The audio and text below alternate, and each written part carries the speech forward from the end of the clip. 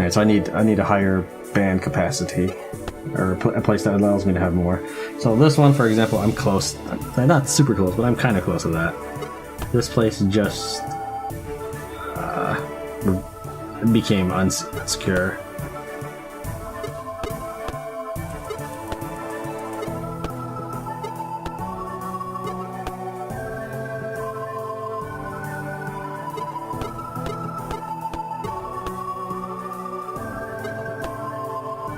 Oh, this one's huge. The Ashen Brink. Let me think here. Since I cleared this, yeah, this is the one with the Sasquatch. So if I claim it, I'm not going to get another character for this place. So I might wait a couple turns or so.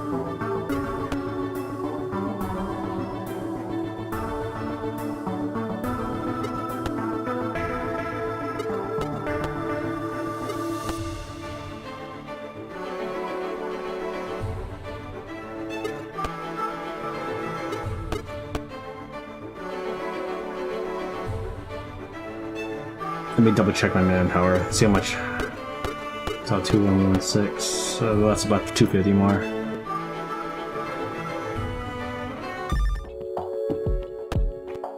So I've got plenty of surplus. Wait, no. This is the upkeep is for the base. This is my total manpower. So I'm currently. So it doesn't actually add it up for me. So let's take a look here. How much am I currently using on crew? I'm currently using 4,100, 5,000, 5,400, 5,500. So almost all of my surplus is being used on crew.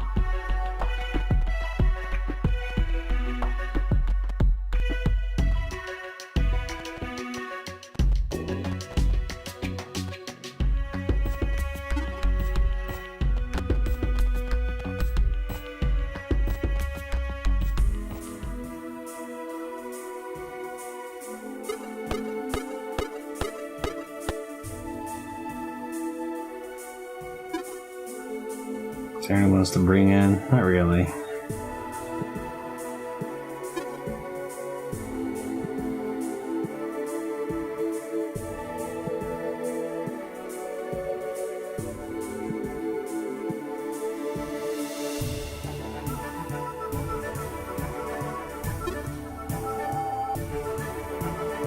Let's see here. But Kirilo just get his bonus. So I'm gonna go ahead and. Kind of need him for thwart, but I don't know. I'm gonna put him to the side for now. I walk in with 3 people. This place should have no issue with 3 people.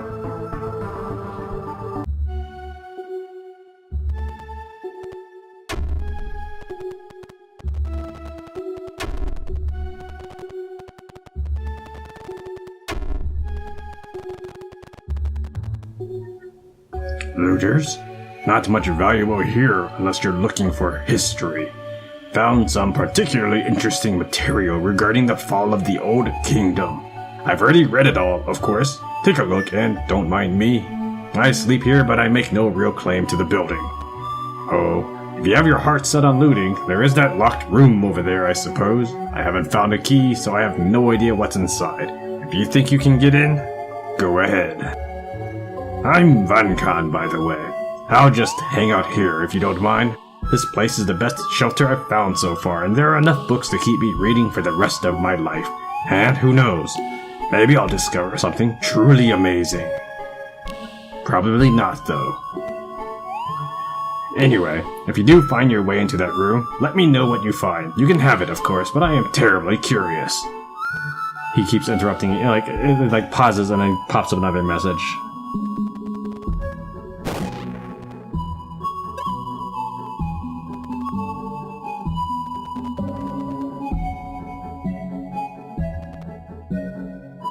This book is detailing monetary losses and death counts during the Purge. Fires spread to the peat mines and ignited them. This resulted in the destruction of the island's primary source of peat, the release of toxic gases from deep underground, and an unpredictable wildfire that ran the breadth of the Nightwood forest. That would explain all the ash stuff. Thousands of people lost their lives or their homes to the fire directly, and thousands more fell to banditry, overcrowding, and exposure. The overall death count in the aftermath of what the author calls the Burnt Foot March is much, much higher than the death count of both plagues combined. Oh wow, this is going to be a lot of reading, I think. Alright, let's do this. I'm going to read psychically through the wall here. This book details the way in which traditional orcish laws apply differently to men and women. Due to the fact that birth rates of girls are very low in orcs, and the female portion of the population is only about 10%, there are special provisions for protecting women and girls even from the application of the law. Any orc woman who is capable of producing children is granted immunity to any legal reprimand that could influence her ability to produce or raise said children. This includes, but is not limited to, incarceration, execution, and most forms of capital punishment. In all such cases, an orc man must serve the punishment in proxy. The man selected would be one deemed important to the woman, so as best to punish her for the indicted offense. An orc woman retains this legal immunity for as long as she is capable of and willing to have more children. Any orc woman who has raised 2 daughters to adulthood shall enjoy this immunity for the rest of her life regardless of her childbearing choices. In order to facilitate the birth of girls, any male children may, at the mother's option, be surrendered permanently and without penalty to military training schools where they be raised to be productive members of orc society. A monetary compensation will be provided to the mother for children surrendered in this fashion. Any boy or man whose actions directly or indirectly cause a woman to suffer death or damage to her ability to bear children shall suffer death as punishment. An orc woman who has not yet raised 2 daughters shall be prohibited from engaging in any profession which prevents her from having children, or which presents a great risk of injury to her person. An orc woman who has not yet raised 2 daughters and who is not currently raising a daughter, who willfully destroys her ability to have children, shall suffer death as punishment. Actually, I found that kind of cool for a couple reasons. First is you can't have an orc female be your criminal. And secondly, that kind of gives you a way to have like follow your standard orc military, orc strong kind of thing. So it'd be like all these soldiers are orc, muscular orcs and all that. So it's kind of an answer for both things there. Legal debate. This book appears to have transcripts of arguments held in the capital courts over how to appease the public for the events of the Burnt Foot March. It is widely agreed that Glamig's decision to purge the plagued township was short-sighted and that the responsibility falls on her. But the question of how to deal with this is hotly debated. One party calls for her head, saying that only the Queen's execution can possibly atone for all the deaths she has caused. But another party, mainly proponents of traditional orcish laws, argue that Spartil must serve her punishment in proxy. Spartil is popular with both parties, and is clearly not responsible for the issues at hand. The arguments put forth for both sides are passionate and heated. Accusations of racism are levied against both sides, with the human-led party calling for the Queen's death, and the orc-led party calling for the death of Spartil. Wasn't there a dude named Maxim, Spartil Maxim or something? This is not a formal printing so much as ravings of a frantic author. He's detailing the beginning of a civil war in Lukat. In response to the contentious issue of Glamig's responsibility for the Burnt Foot March, an orc named Luke Beauregard. Is that how you say it? Beauregard. Luke Beauregard was sentenced in proxy. Okay, maybe not. Most people were insulted by this gesture. He was largely unknown and thus deemed to be of minimal worth to the Queen, and the fact that a proxy was given was a tacit admission of guilt. The populace became restless, and Queen Glamig Kosova was eventually beaten to death by an angry mob that arose in the capital. Many assumed that Spartil would arise to fill her position, but he had disappeared entirely, and the nations of Sarath and Crest were now flooding in, both trying to gain power in the unrest. The author of these missives also details a dramatic increase of disappearances at sea, with the tides growing progressively less hospitable. The author speculates that Sarath is somehow responsible for this, but fails to explain exactly how.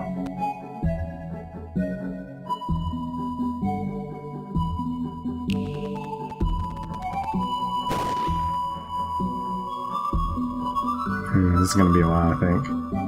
This is definitely being its own episode. This book details the discovery of a plague outbreak in a small peat mining township at the foot of the Black Glass Mountains. There had been another plague some 30 years prior, so many people still had vivid memories of the suffering it caused, and were scared of what a second plague could do to them.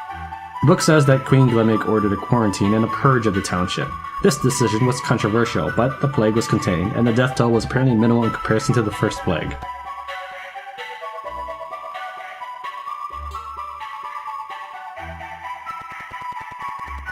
This pamphlet follows the announcement of Queen Glamig Kosovo's betrothal to the popular war hero Maxim Spartil. According to the pamphlet, the engagement is much celebrated, as Sparta was well loved with a long list of commendations and accomplishments.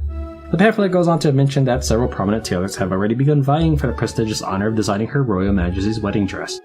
There are several flattering drawings of orc women wearing elaborate gowns, as the author hypothesizes on these tailors' trademark styles and what their gowns might look like. This book details a series of historic naval battles. Most of the accounts are sterile and matter of fact, but there is a proud declaration that Lucat's navy is never defeated in their home waters, and judging by the records here, that appears to be true. There is conjecture that this fact is quite vexing for other nations who would like to seize Lucat's strategic position as a crossroads of several profitable trade routes.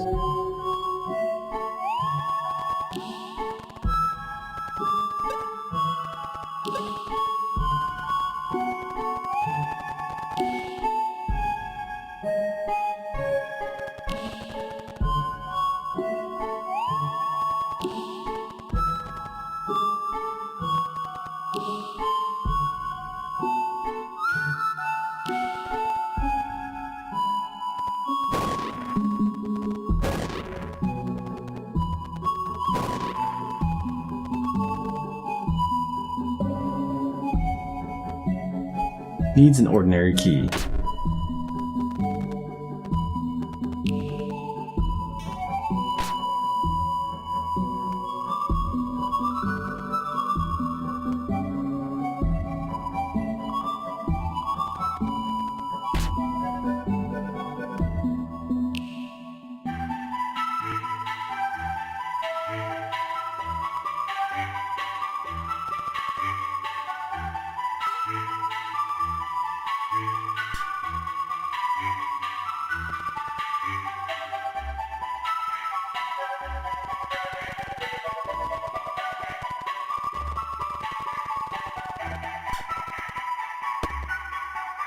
It's a shame all of these books are just... Hold on, let me get his voice. Try to remember. What I do when I read the orcs is I'm assuming they have like two giant tusks on the bottom. I'm not sure why. I must have seen that like maybe in Warcraft or something. So when I do their voices, I jut out my lower jaw to try to mimic what their sounds might be. And I kind of stick my canines in front of my upper lip. It's kind of rough on my voice, but I give it a shot to try to differentiate the readings, I suppose. It's a shame all of these books are historical. As much as I love plumbing the depths of history, it would be nice to read something frivolous for a change. Give him your copy of Sumptuous Garden.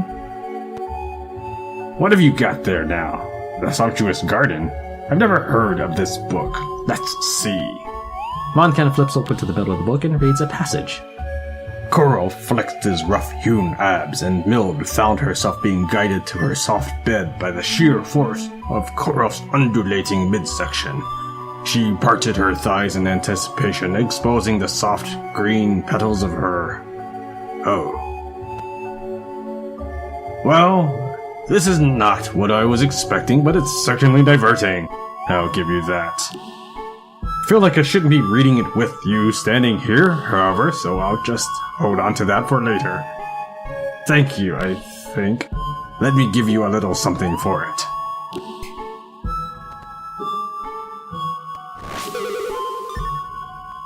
That book is quite a shock, I must say. Did you find it in the locked room?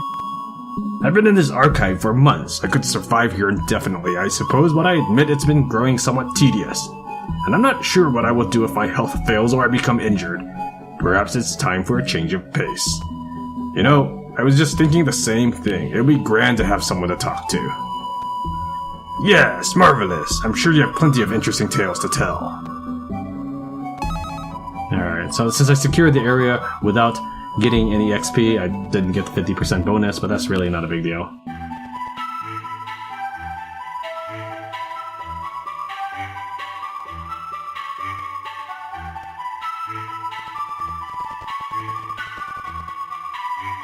A little bit in thwart, but that's okay, because I kind of need someone to do these labor challenges. Right now I've got Bato covering labor itself, but I probably won't keep him in the party forever. I've got a magic user, I've got a force person. Is this force? This is attack. I've got defense. I kind of need someone who is utility and magic, and maybe someone who is just guile. I don't know. I don't really need guile that much. It kind of has to. It kind of supplements things. Like hunt helps blast and fight. So I might just make another wizard or something so I can have multiple elements.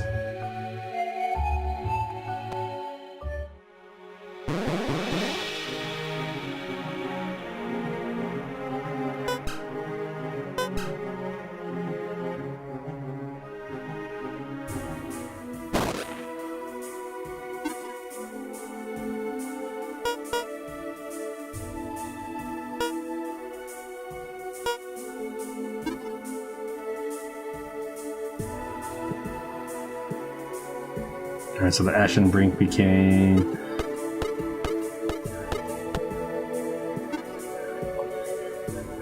unsecure. Insecure?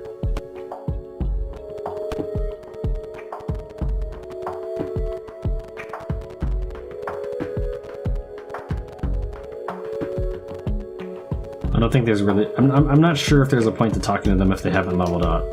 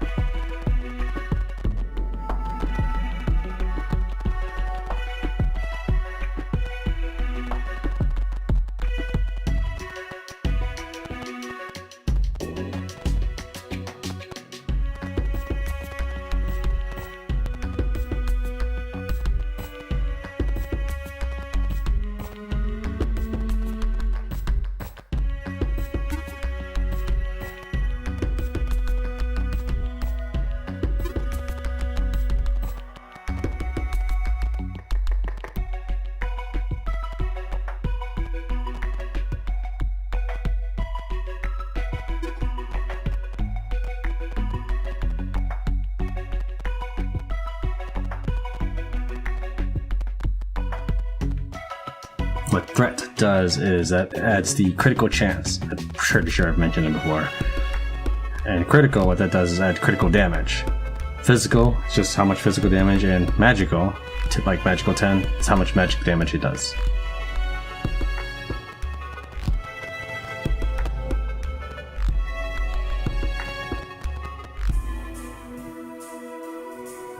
Before I go to the Ashen Ring, I probably need to dismiss one more person. So I'm going to dismiss the blacksmith since I'm kind of done with him for a while. You get 0 vacancy, so let's pop the blacksmith.